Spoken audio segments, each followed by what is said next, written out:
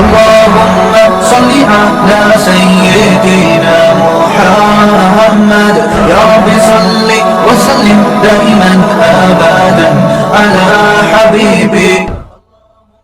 اچھا یہ بات یاد رکھیں، علامہ جلال الدین سیوطی رحمہ اللہ تعالی ایک بہت بڑے محدث گزرے ہیں، انہوں نے یہ بات ذکر کی ہے، یہ دعویٰ کیا ہے کہ آزر جو تھے وہ حضرت ابراہیم کے والد نہیں تھے بلکہ چچا تھے.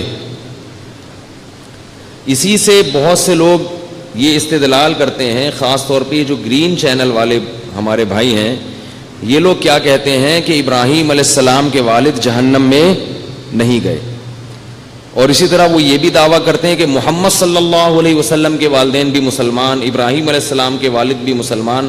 یعنی ان کا یہ دعویٰ ہے کہ پیغمبر کے والد مشرک نہیں ہو سکتے، اور دلیل یہ دیتے ہیں، یہ جو قرآن میں آتا ہے نا کہ ابراہیم علیہ السلام نے اپنے والد سے کہا، تو کہتے ہیں والد سے یہاں کیا مراد ہے؟ چچا. چچا کو بھی مجازن ابا کہہ دیا جاتا ہے. اور دلیل میں وہ علامہ جلال الدین سیوطی رحمۃ اللہ علیہ کا حوالہ پیش کرتے ہیں کہ انہوں نے بہت ساری روایتیں ذکر کی ہیں اس پر. ان روایتوں میں یہ ثابت کیا ہے کہ آزر جو تھے وہ ابراہیم علیہ السلام کے والد نہیں بلکہ چچا تھے. تو مسئلہ یہ سمجھ لیں کہ یہ بات غلط ہے. آزر ابراہیم علیہ السلام کے والد ہی تھے، چچا نہیں تھے. رہا مسئلہ علامہ جلال الدین سیوطی کا، تو علامہ جلال الدین سیوطی ایک اکیلے ہیں جنہوں نے یہ لکھا ہے، باقی لاکھوں نے یہ نہیں لکھا، سب نے ان کو ابا ہی لکھا ہے. تو یہ دلیل کا جو ہے نا عجیب ٹیکنیکل اسٹائل ہوتا ہے آج کل، کہ ایک کا حوالہ دیا جا رہا ہے اور باقی جو ساری دنیا دوسری طرف جا رہی ہے اس سے چشم پوشی سے کام لیا جا رہا ہے. تو بھئی دنیا میں صرف ایک مفسر یا ایک محدث تو نہیں پیدا ہوئے نا، قرآن کی تفسیریں تو سینکڑوں تفسیریں ہوئی ہیں، درجنوں تفسیریں ہیں، کسی مفسر نے بھی یہ ثابت کرنے کی کوشش نہیں کی. دوسری بات یہ ہے کہ حافظ جلال الدین سیوطی نے جو روایتیں ذکر کی ہیں ان میں کوئی بھی صحیح روایت نہیں ہے، کوئی بھی صحیح روایت نہیں، بالکل قریب با موضوع ہیں، من گھڑت روایتیں ہیں. اور قرآن میں جو اللہ نے بار بار باپ کا لفظ استعمال کیا ہے حضرت یعنی ابراہیم کے والد کے لیے، تو قرآن کے لفظ کو اپنے ظاہر سے پھیرنا کمزور روایتوں کی بنیاد پر، یہ قرآن میں ایک نوعیت کی تحریف ہے. قرآن میں ایک نوعیت کی تحریف ہے.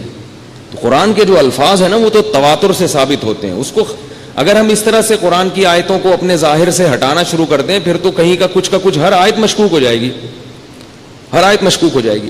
بالکل ایسے ہے جیسے یہ جو قرآن میں آتا ہے نا کہ ورفع ابویہ علی العرش، یوسف علیہ السلام کے والدین جب آئے تو ان کو تخت پہ بٹھایا اور بھائی سارے سجدے میں گر گئے. تو یہاں بعض لوگوں نے کہا وہ ان کی جو والدہ تھیں وہ سوتیلی تھیں، یا بعض نے کہا وہ اصل میں خالہ تھیں، ان کو والدہ کہہ دیا گیا. بھائی کیوں خالہ تھیں، کیوں سوتیلی تھیں؟ جب قرآن کہہ رہا ہے کہ وہ والدین تھے تو والدین تھے نا بھائی.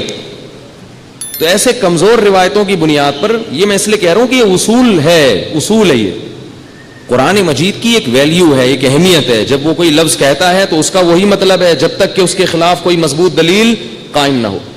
اور حافظ جلال الدین سیوطی رحمہ اللہ تعالی یقیناً محدث تھے، مگر ان کے بارے میں محدثین کا، متاخرین کا، جو بعد والے ہیں ان سے، ان کا اجماع ہے کہ وہ روایتیں پیش کرنے کے معاملے میں متساہل ہیں. متساہل سمجھتے ہو؟ ذرا کیا ہیں؟ چشم پوشی سے کام لیتے، کہتے جانے دو. تو اس لیے ان کی پیش کردہ روایتیں قابل اعتماد نہیں ہیں. یہ ہوتا ہے، بعض علماء بڑے چوٹی کے علماء گزرے ہیں مگر وہ روایات پیش کرنے میں زیادہ مضبوطی سے کام نہیں لیتے، حالانکہ وہ علم حدیث میں بڑے ماہر ہوتے ہیں.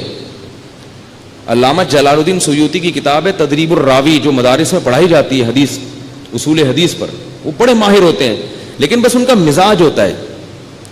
بالکل اسی طرح جیسے حضرت شیخ الحدیث مولانا زکریا رحمہ اللہ تعالی جو فضائل اعمال کے مؤلف ہیں، بہت بڑے محدث تھے، مگر وہ بھی روایتیں پیش کرنے میں ذرا نرمی سے کام لیتے ہیں. بہت ساری کمزور روایتیں بھی وہ لے کر آ جاتے ہیں فضائل صدقات میں، فضائل اعمال میں. تو یہ رہا ہے. اب اس میں افراط و تفریط کا لوگ شکار ہو جاتے ہیں.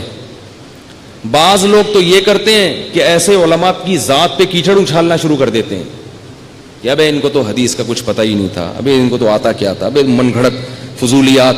یہ غلط ہے، کیونکہ اس طرح تو اگر آپ علماء سے لوگوں کو بدگمان کریں اور ان کے خلاف زبان درازی کریں، پھر تو بہت بڑے بڑے علماء اس کی زد میں آتے ہیں. یہ ایک مزاج تھا.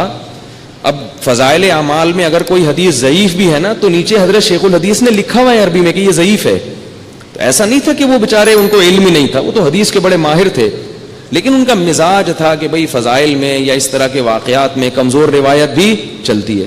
اور بعض علماء کا یہ مزاج ہوتا ہے کہ نہیں، وہ کہتے ہیں کہ روایت کیا ہونی چاہیے؟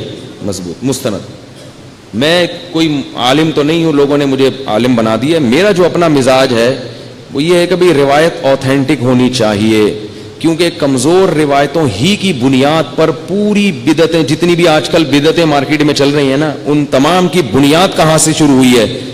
ضعیف روایتوں سے. کہیں کا کہیں، کچھ کا کچھ بنا کے پتہ نہیں کہاں سے کہاں معاملہ چلا جاتا. عبداللہ ابن مبارک رحمہ اللہ تعالی کا مشہور قول ہے، من صحیح الحدیث شغل عن ضعیفہ. فرماتے ہیں کہ ہمارے پاس جب صحیح حدیث موجود ہے تو اب ہمیں ضعیف کی طرف جانے کی ضرورت نہیں. اس لیے ایک دفعہ ہمارے حضرت سے کسی نے پوچھا، ہمارے حضرت کا بھی یہی مزاج تھا، بھئی اوتھینٹک روایت ہونی چاہیے، وہ پیش کرو، چاہے وہ فضائل ہی میں کیوں نہ ہو، فضائل میں بھی روایت مستند ہو. حضرت سے کسی نے پوچھا کہ حضرت اگر کوئی ضعیف حدیث پر عمل کر لے تو حرج کیا ہے؟ اچھا کام ہی کر رہا ہے نا، عبادت ہی کر رہا ہے، کوئی عمل کر رہا ہے. سوال سمجھے خوب اچھی طرح. اگر کوئی ضعیف روایت ہے جس میں کوئی فضیلت بتائی ہے کہ یہ کام کرو، یہ درود شریف پڑھو، یہ تسبیح پڑھو تو اتنا ثواب ہے، تو اگر وہ پڑھ لے تو کیا ہے؟ اچھا کام ہی کر رہا ہے نا، تسبیح ہی تو پڑھ رہا ہے. سوال ہی سمجھ میں نہیں آ رہا تو جواب کہاں سے سمجھ میں آئے گا؟ سوال آ رہا ہے سمجھ میں؟ بھئی اگر پڑھ رہا ہے تو کیا ہے؟ تو حضرت نے فرمایا اگر وہ ضعیف روایت پر عمل کرے گا تو پھر صحیح روایت سے عمل سے محروم ہو جائے گا، کیونکہ صحیح حدیثوں سے جو اعمال ثابت ہیں وہ اتنے زیادہ ہیں کہ اگر آپ وہ کر لیں 24 گھنٹے تو آپ کے پاس ٹائم ہی نہیں بچے گا ضعیف روایت کی طرف جانے کا. مشکل ہو گیا، آ رہی ہے نا سمجھ؟ اگر آپ صحیح روایتوں پر عمل کر لیں تو ضعیف کی طرف جانے کا ٹائم ملے گا ہی نہیں، وہ اتنی ہے.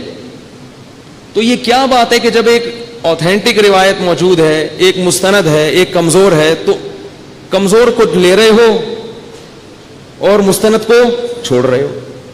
یہ کوئی غلط تو نہیں نہ ہوئی ہے بھائی؟ تو یہ کوئی مزیدار بات نہیں ہوتی. تو حضرت، اچھا میں بتا رہا تھا افراط و تفریط سے لوگ کام کرتے ہیں. اب کیا کرتے ہیں کہ حضرت شیخ الحدیث مولانا زکریا رحمہ اللہ حدیث کے بہت بڑے امام تھے اور متقی تھے، بے انتہا پرہیزگار. جو ان کے میرے والد صاحب نے بھی ان کے ساتھ تھوڑا سا ٹائم گزارا ہے، ان کی تھوڑی سی صحبت اٹھائی ہے میرے والد صاحب نے. ان کے ساتھ جو بھی رہتا تھا وہ کہتا تھا اس آدمی میں اللہ کا خوف ہے، اتنا خوف اللہ کا، اور نبی صلی اللہ علیہ وسلم سے عشق کی حد تک محبت تھی، عشق کی حد تک. ان کی کتاب پڑھیں آپ بیتی تو پتہ چلے گا آپ کو. تو اب اس بیس پر فضائل اعمال میں ضعیف روایتیں، اس بیس پر جو ہے نا کسی بزرگ کا مذاق اڑانا، یہ اللہ کے غضب کو دعوت دینے والی بات ہے، یہ بہت خطرناک کام ہے. اور یہ بھی غلط ہے کہ آپ صرف کسی کی ہر بات کو اس لیے مان لیں کہ وہ کیا ہیں، ہمارے بزرگ ہیں.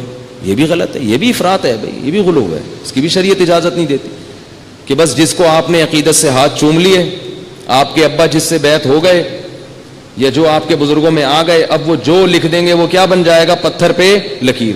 اس سے بدعت کا دروازہ کھلتا ہے، بدعت کا دروازہ کھلتا ہے.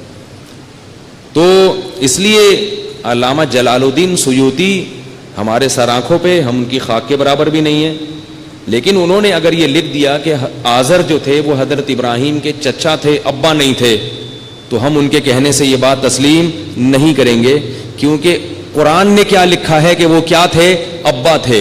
جب قرآن خود کئی دفعہ کہہ رہا ہے ابا تھے، ابا تھے، ابا تھے، وہ اگلا کہہ رہے ہیں نہیں چچا تھے، چچا تھے، چچا تھے. ہم کیا کہیں گے بھائی؟ آپ کو لگ رہا ہوگا چچا تھے، لیکن اللہ کیا کہہ رہے ہیں؟ ابا تھے. اب اگر کوئی کہے بھائی وہ غلطی بھی تو کر سکتے ہیں، تو وہ اگر غلط کہیں گے تو پھر باقی سارے کیا ہو جائیں گے؟ یعنی اگر ہم ان کو صحیح کہہ دیں اگر کوئی یہ کہ وہ عالم ہیں، وہ زیادہ جانتے ہیں، تو ان کے مقابلے میں جتنے ہیں وہ بھی تو زیادہ جانتے ہیں نا. تو اس لیے یہ مسئلہ خوب سمجھ لیں کہ وہ کون تھے؟ ابا ہی تھے. باقی نبی کے والد بھی اگر توحید پر چلیں گے تو جنت ہے.